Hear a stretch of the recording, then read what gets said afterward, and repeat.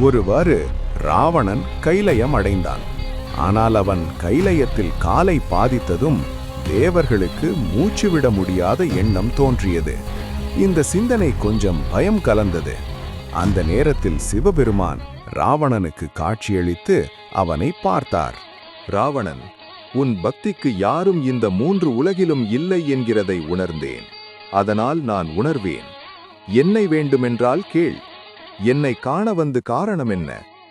இறைவா, என் தாய் தந்தையும் ஆனவரே, என் ஆசை எப்போதும் உங்களுடைய அருள் ஆசிர்வாதம் பெறுவதே. உங்களை மறவாத பிறவி வேண்டும், வேறென்னை அல்ல இறைவா. நான் உங்களை காண உள்ள காரணம், உங்களுக்காக நான் வான்முத்தும் ஆலயங்களை கட்டத் தொடங்கியவன். இன்னும் பல ஆலயங்களை கட்டி அருளுடன் வெற்றி வழி சூட வேண்டுமெனும் ஆசையும் என் உயிரின் துணையாக இருக்கிறது. உங்களைத் தவிர யாராலும் அளிக்க முடியாத பரிசு எனக்கு கிடைத்தது. இனி என்னை வேறொருவரும் வேண்டாம் இறைவா. இப்படியே ராவணன் மற்றும் சிவபெருமான் உரையாடிக் கொண்டிருந்தனர். அங்கு தசரதன் தனது அயோத்தியா நகரத்தின் அழகையும் தன் தேசத்தின் நிலையையும் பார்வை கொண்டு கவனித்துக் கொண்டிருந்தார்.